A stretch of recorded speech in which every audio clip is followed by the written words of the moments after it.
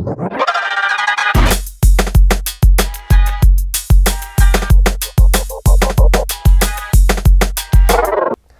to Chagua Music. I'm your host, Sam Moko. With 2014 nearing to a close, we put together a catalogue showcasing some of our favourite works from this year. To kick off the show, we caught up with Travis Clark from We the Kings. It's actually kind of like an embarrassing story. We all wanted girlfriends, so we were like, how on earth can we get girlfriends? And I went to a show, and it was Blink-182, Green Day, and Jimmy World, and I saw all these like beautiful girls like just trying to like crawl at the stage and like loving the bands. I was like, oh my god, that's it. We just have to join a band. We have to start a band. So the next day I called my best friends who are in the band today, and I was like, guys, I know how we can get girlfriends. Let's start a band. And literally the next day we started We the Kings. It was really interesting because we all loved music, but it never had occurred to us to start a band. Like, that's just a weird thing to like just want to randomly start doing, you know? So, but we did it, and thankfully it worked out.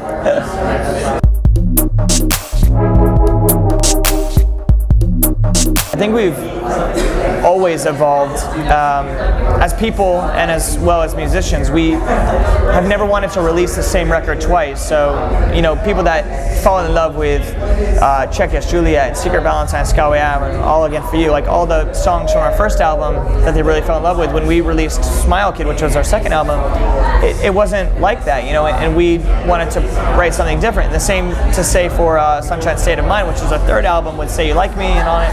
Fridays Forever, and then our fourth album, which is our latest, I focused so much on the lyrics because I was at a point in my life where I really wanted to have lyrics that really meant something to people and that really like helped change the world and make it a better place. So I think our first album was really guitar driven. It was like, you know, kind of like guitar hooky. Our second album, I wrote most of the songs on piano, which is a big difference in writing it with a band. Our third album, I wrote everything on an acoustic guitar, and we started the record on acoustic, and we built on top of it so that no matter what happened with the song, it could always be stripped down to just acoustic and a voice, and it would still sound good. And our fourth album was so lyrical based. You know, it didn't matter what the song sounded like to us. We just really wanted to have lyrics that made people think and made people love life and really love being a part of our music and stuff like that. So our records have changed dramatically from the first to the fourth. And they always will. You know, we're always going to grow with the times. We're always going to evolve and kind of acclimate to whatever we're feeling at the time.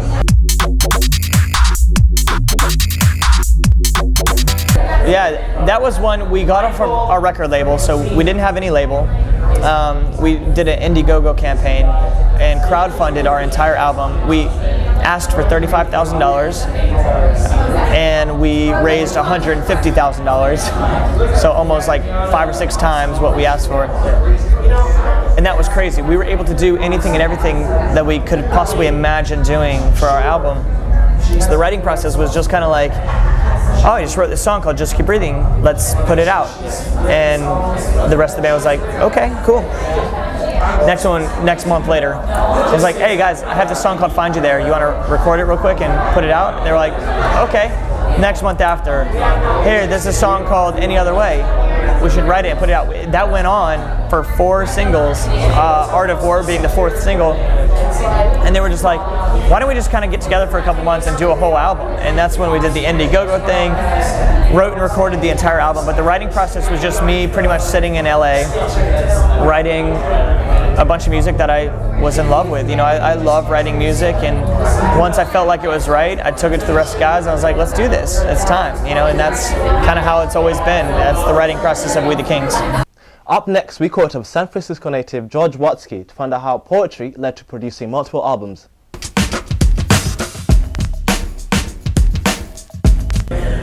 So my kind of trajectory has been that I was a young person in San Francisco who used to do like open mics when I was 15 or 16 years old. I saw a Def Poetry Jam, which was an HBO show, but also was a Broadway show. Before it went to Broadway, it had a run in San Francisco when I was a freshman in high school. And I went to that show when I was 15 and it just blew my mind. Like I fell in love with the art form. And so I started entering competitions and doing open mics. And I did that all through high school. And then after I graduated, I finally did every year I did a little better in the national competition for young people to do spoken word. And when I was 19, I won it in New York at the Apollo, and there were scouts from that show, Def Poetry Jam, there. So I got onto the final season of it in 2007 on HBO, and that was like my first professional credit, which allowed me to start touring college campuses. So from the time when I was like 19 years old until I was, I would say, 24 or something, for like 5 years I just toured college campuses out of a rental car, you know, like doing student centers and coffee shops, performing to like 15 or 20 people hundreds of times in like Midwest. You know, I go to Iowa and North Dakota, South Dakota, over and over and over again. I just, anywhere there was a college, you know, I played liberal arts schools and big schools, and I did 300 or 400 shows. And then all that time I was trying to get my independent music off the ground, and it wasn't until 2011 I had this kind of like viral video of me rapping really fast that I started to gain traction online. But I had like a whole previous performance life, and you know, I think that gave me a sense of what it took to perform live in uncomfortable circumstances. And so, you know, after that video went viral, I tried to work backwards and really try and build my career in a way that I could be proud of, you know, instead of like trying to repeat that viral success. I just wanted to put out music that I believed in, you know, grind it out playing live shows, and that brings me to today. You know, I've been doing it. It's just, our mentality is just chip away a little bit at a time. That's what we've been doing.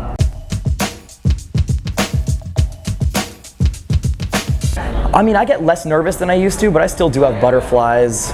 You know, it was weird because when I first started performing, I actually was performing to tons of people because the teen poetry slams in the Bay Area brought out like 3,000 people to the finals.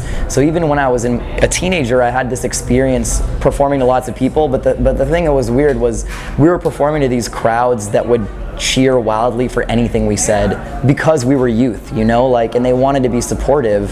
The Bay Area was this like really supportive environment that wanted to see you succeed. So I really didn't know what it like how demanding and cruel a live audience could be when you're a professional, because I was performing for these crowds that were so supportive right off the bat. So it was kind of a rude awakening when I started having my first professional gigs, and like I was like, oh, these people want to be entertained, and I don't entertain them, they're not going to clap for me at the end, you know. So, you know, it was just getting a little more confident a little bit at a time, but I was so lucky to have those early supportive audiences that gave me the confidence to know like the audience doesn't want to see me fail, and if I go up there confident that they'll support me, I think that helped me like be a confident performer.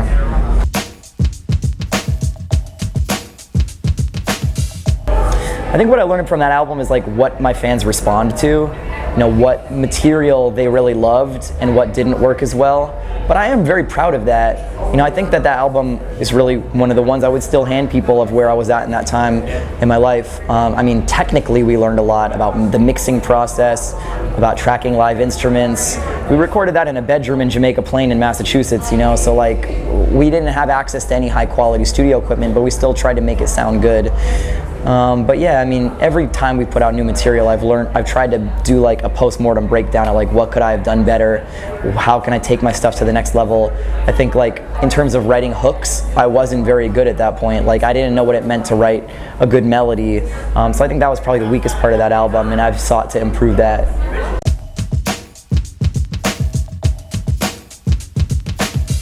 I mean, my New Year's resolution is that I always promise myself and always fail at is to try and live in the present moment. I'm like a real type A personality. Like I work really hard and I try and always be making sure that I'm progressing in my career and stuff. And so my resolution is always to push back against that side of myself and try and appreciate that I'm on work tour. You know, I'm living my childhood fantasies and like look people in the eye when I talk to them and remember people's first names, just try and like be a better person, you know, so that's it. While at Warped Tour this summer, we caught up with Andrew and Ben from the band Crown the Empires. Take a look.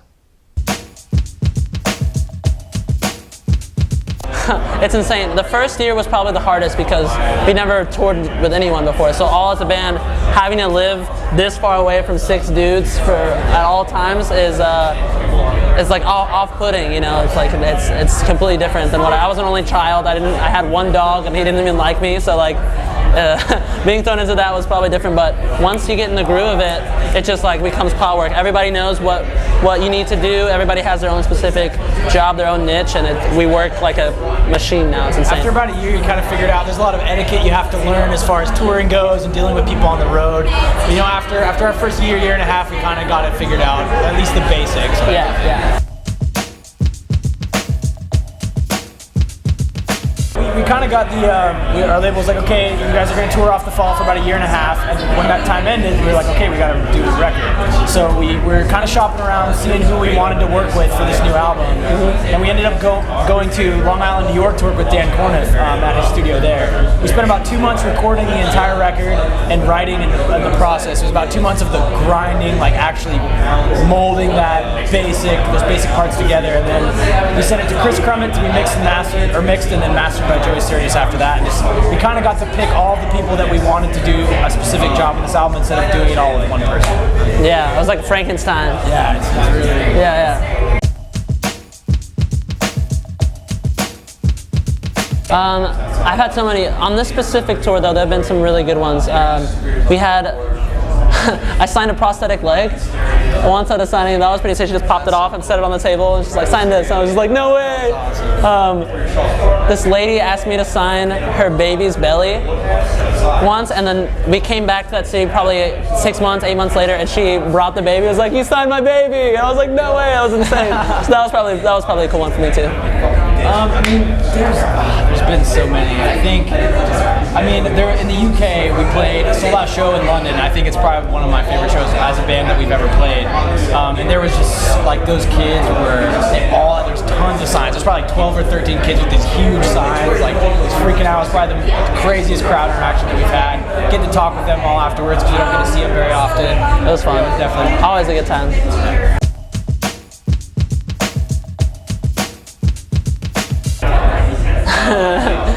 Kind of, yeah. He's more of a joker, but... Yeah, I used to prank Brandon, our guitar player, would always have his computer open because he runs our social media. He does Twitter, Facebook, and I would always get on there, like, post, just like, can't believe I dyed my hair pink today, just like, who wants pics? And people be like, oh my gosh, and we get like a ton of likes. He's like, I didn't do that! So I would always do that stuff, so probably me. Yeah. Coming up next, we caught up with London-based MC Manga Saint Hilaire after his Brooklyn show to find out what projects he has up his sleeves. Can you take me through the blueprint behind each mixtape? Uzaki Wranglings, which is like proving the point, trying to be my creative side, the fun side. You know what I'm saying? So there's a lot of songs that were happy on there, clever, wordplay. It was more wordplay based in that CD. Yeah. Extra Wranglings was just a collection of songs that I wanted to put together. It was just mixes, verses that I was happy with, things like that. You know, things that people might not have heard. Yeah. I was saying that little offcuts.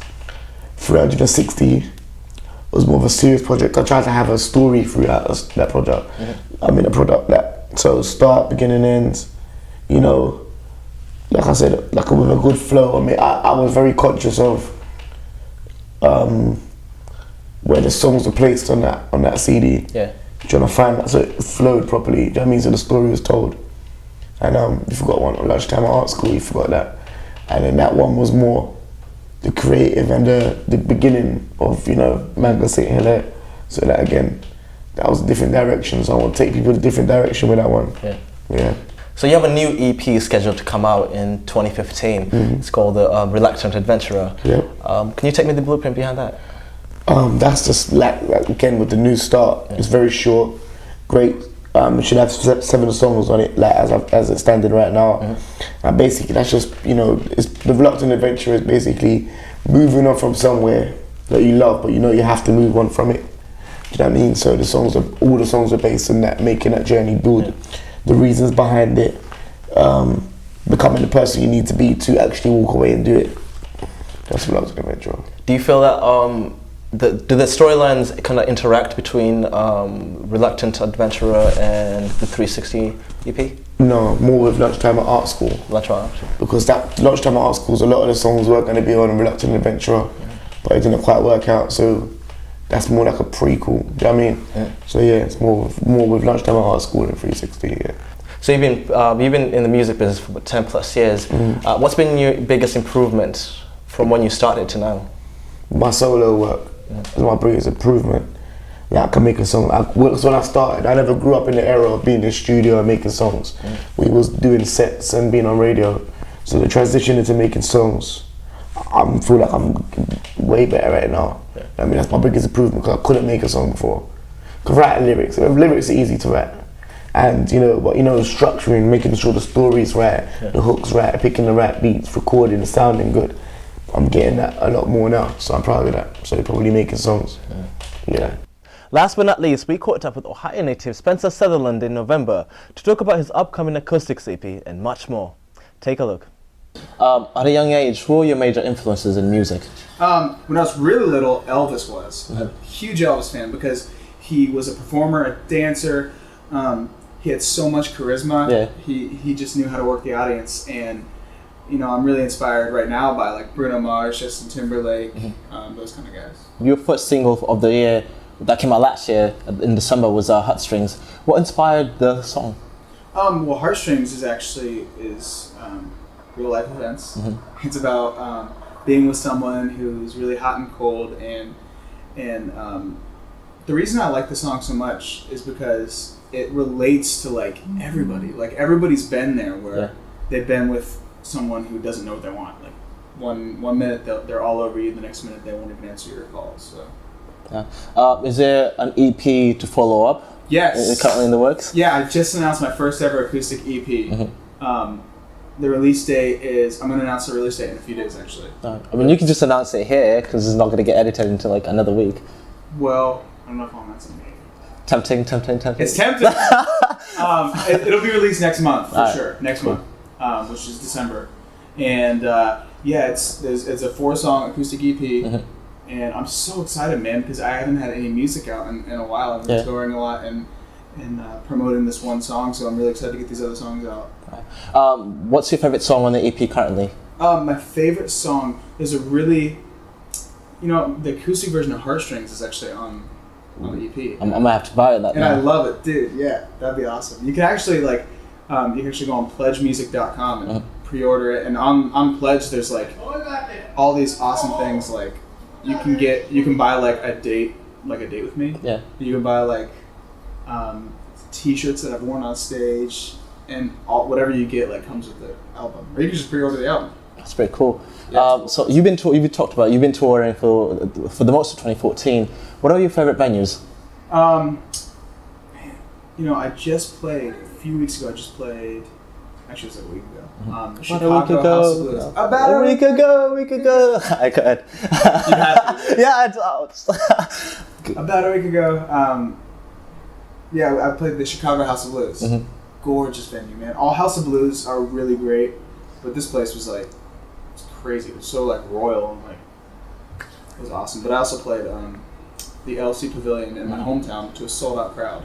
How does that feel to be back and actually like when you're in town? Everybody shows up to see you now. Oh, dude. Even like, this was in the summer, but like, that was incredible. But like, even when I go home for a few days here and there in between trips, and I just go to the grocery store and like, people will ask for pictures and stuff, like, it means the world to me, man. It's insane that's happening. Like, I never thought that would happen. Crazy. Speaking of touring, are there any fan moments that kind of stick out to you currently? Oh man, there's a few.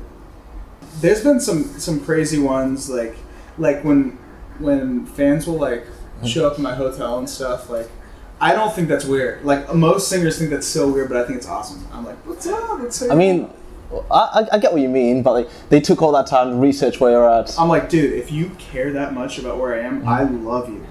Like, that's awesome. To me, that's awesome. Cool. And then we just hang out and we like drink coffee and just talk for like an hour. Like, whatever. So it's like they got a free date with you, basically. Yeah, free date. Find out where I'm staying. Free date. So in 2014, there's been a lot of artists that have kind of broken through into the limelight. Who are your favorite artists? This year, I really, really like Sam Smith. I think Sam Smith is incredible, has a great voice, but the thing I like about him the most is that his music is unlike anything else. It's soul music that's just awesome. It just seems like it's straight from the heart when he sings it. Straight from the heart, man. It's like it just ripples through everything. And it's like even like the song "Stay With Me." It's like he took that song from his soul and was just doing it on the paper. You know what I mean? Like, I love that. Yeah. Are there any albums of the year that you kind of like jump to right now? You know what? I just listened to the entire Taylor Swift album. And it's sweet. I haven't gotten around to do that yet. It's schoolwork. It's good. It's, you know what? At first I was like, I wasn't sure about it because it was so different, but it's sick. It's awesome. I'm also excited for One Direction's album to drop. Real excited about that. I'm not sure when that's dropping. I think in a couple weeks. A couple weeks? Yeah. Probably in December? Yeah. End of the year kind of thing. You're kind of like a huge Ed Sheeran fan. Have you had a chance to listen to Multiply yet? The new album, yeah. Of course, like 5 times. Only 5 times? I mean, I have it on repeat like 24/7. Well, I listened to it and like thought about it 5 times. I probably listened to it like 500 times. Cool. Any favorite songs that stick out? Oh yeah, Thinking Out Loud. Thinking Out Loud. Dude, it's so good. And I'm actually thinking about covering it. It's such a good song. I mean, you could just cover it for my page and that'd be quite. Are you about that life? I'm about that life. All right, let's go. You've been able to tour with a lot of different artists. You're currently on tour with Emblem, and you actually opened with Ariana Grande as well. How has collaboration helped your music? Well, even just like now on tour with Emblem 3, and I actually opened for them last summer, and just from opening for them and becoming really good friends with them, I got to help write their new EP that's out, and we wrote the whole thing together. Yeah. And now we're best friends, and just making those relationships with our other artists is great because it not only like does it give you opportunities, but it gives you like great friends. Like I look at Emblem 3 as more than just business partners, more as like friends that love to write together, and I think that's really important to establish that. Well, that's all we have for you on this episode of Chagua Music. Make sure to subscribe to our YouTube channel as well as follow us on Instagram, Facebook, and Twitter. I've been your host, Sam Oko, and have a lovely day.